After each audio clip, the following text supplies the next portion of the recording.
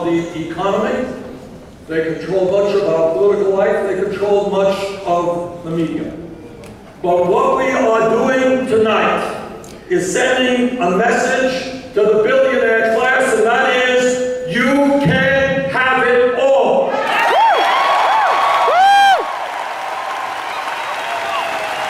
Feel the burn.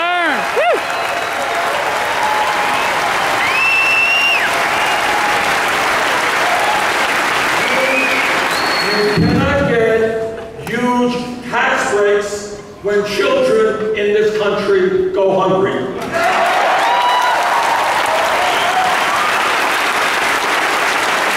We cannot continue to send our jobs to China when millions of people in this country are desperately looking for work.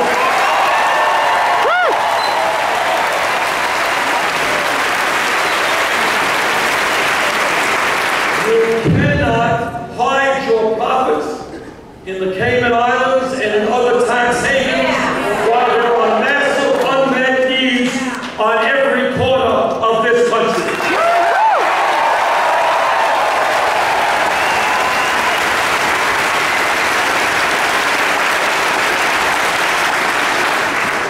The unquestionable greed of the billionaire class is destroying this nation, and it has got to end.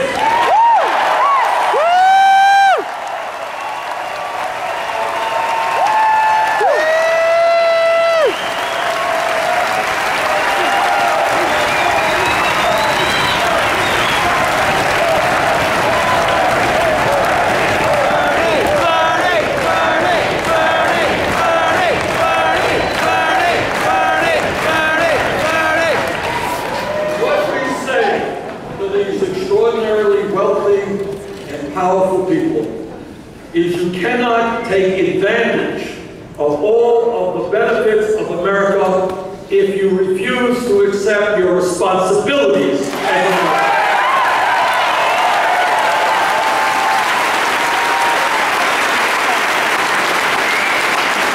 But when we talk about our economy, we're not just talking about the grotesque level of income and wealth inequality. What we are also talking about is the tragic reality that over the last 40 years, not 6 years, not 10 years, but over the last 40 years, the great middle class of America, once the envy of the world, has been disappearing. And I want you to appreciate this, because we don't talk about it quite often enough. All of you are aware that in recent years we have seen an explosion of technology. And all of you are aware that almost every worker in America is now far more productive than workers were 10 or 20 years ago. And yet, despite that increase in technology and the increase in productivity, the fact of the matter is that millions of people are working longer hours for lower wages, and median family income today is almost $5,000 less than it was in 1999. That is the reality, and that's the reality that we have got to put on the table, and we have got to discuss that, and we have got to turn that around.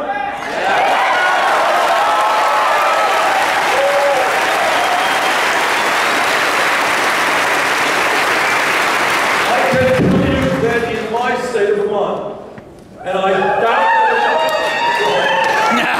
it is any different in Colorado or any place else.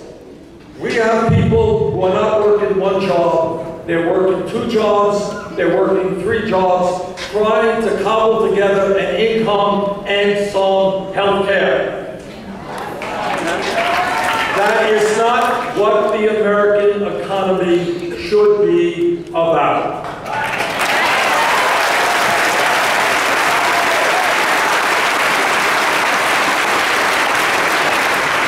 When we talk about the economy, and when you ask people what's on their mind, they talk about jobs and unemployment. So let me just tell you this.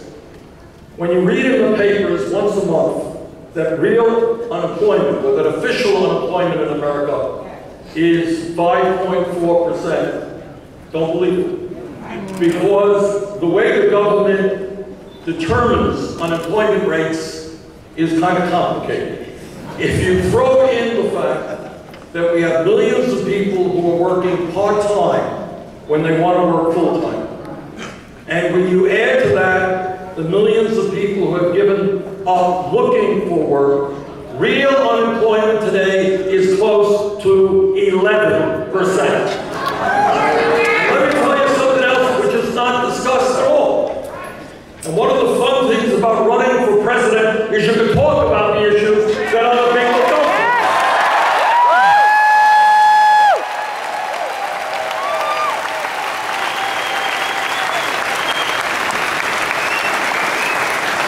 A report just came out a few weeks ago from the Economic Policy Institute, which is an excellent think tank in Washington. And what they said should scare every single American. And that is that youth unemployment in this country has reached crisis proportions.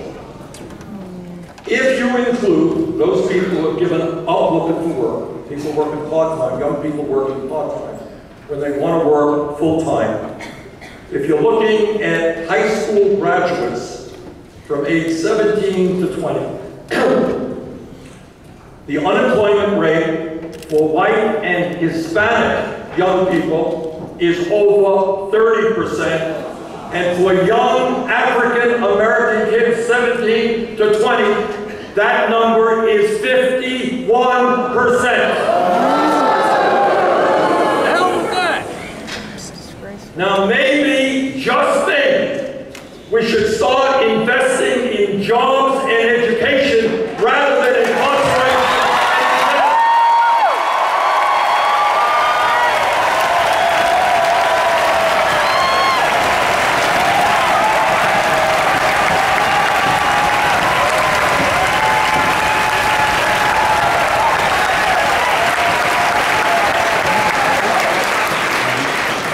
When we talk about the economy, we're also not just talking about income and wealth inequality. We're not just talking about unemployment. We are talking about wages. And what we're talking about is that millions and millions of people in Vermont, in Colorado, all across this country are working at totally inadequate wages.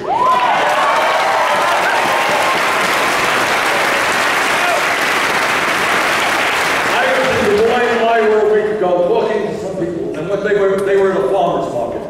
And what they were doing, they were a church-related organization. They were collecting food that was not sold at the farmer's market and donating it to an emergency food shelter. And what they said is in Des Moines, and I expect it is true all over this country, 90% of the people who went to those emergency food shelters were people who were working and working full-time. Oh, wow. One would think that if somebody worked full-time, you would earn enough to be able to feed your family.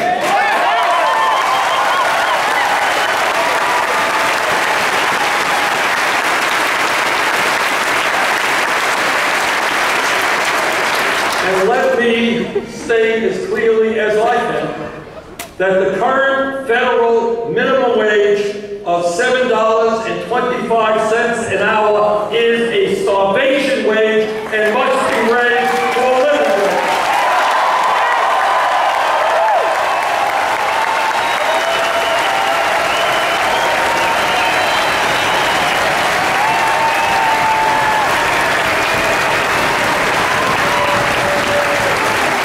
The city of Los Angeles a couple of weeks ago did exactly the right thing.